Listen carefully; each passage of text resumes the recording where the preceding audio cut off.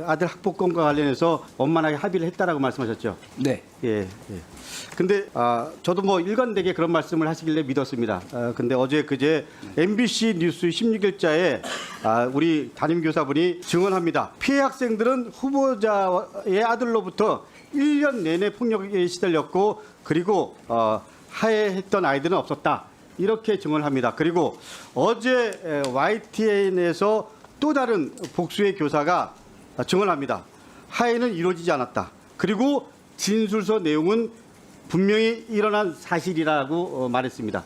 그러면 이동관 후보자와 하나고 당시의 교사들은 상반된 의견을 지금 내놓고 있습니다. 물론 정경원 교사가 한 얘기는 뭐 본인이 좌편향이고 한쪽으로 치우친 사람이라고 했기 때문에 저는 뭐 정경원 선생의 얘기는 뺐습니다.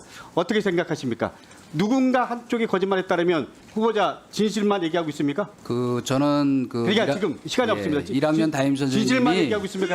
1학년 담임 선생님이 하신 말씀도 그러면 기존의 내용과 다른 그러니까 팩트가 사실 거의 그러면 지금 없습니다. 1학년 때 담임 선생님이 거짓말 한다는 얘기입니까? 아니죠. 그 양반은 자신이 알고 있는 자기의 부분의 진실을 얘기하는 거죠. 그러니까 네.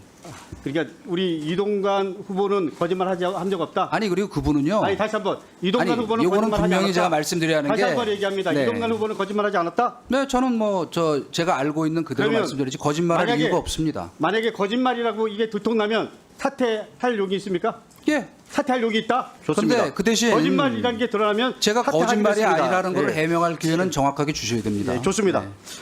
제가 지난번 정순신 학폭 관련해서 아들 TF 단장을 맡았습니다. 근데 두 분의 공통점이 있고 다른 점이 있습니다. 그리고 자제들도 보니까 두 분의 자제분들은 1년 이상 학폭이 지속됐습니다. 그리고 소위 자사고의 기숙사 학교에 다녔습니다. 그리고 피해 사실을 증명하는 과정에서 피해를 입은 학생들이 이 사실이 알려져도 달라질 것이 없다라는 그런 자포자기적인 그런 얘기들을 했습니다. 정순신 아들과 이동관 후보자의 아들 비교해 보겠습니다. 그래서 결국 가해자가 이기는구나. 이렇게 정순신 아들은 얘기하고요. 후보자의 아들 피해자는 이런 얘기합니다. 전학을 가지 않는 이상 계속 마주쳐야 하는데 익명이 보장된다고 하더라도 결국 아무것도 할 수 없는데 처벌받는 것에 대해서 저희는 불안과 회의를 느낀다. 이렇게 자포자기합니다. 정순신 아들과 이동관 후보 아들, 정순신 아들은 이런 얘기입니다. 돼지 새끼, 좌파 빨갱이, 더러우니까 다 꺼져. 그리고 이동관 아들 잠을 재우지 않았다.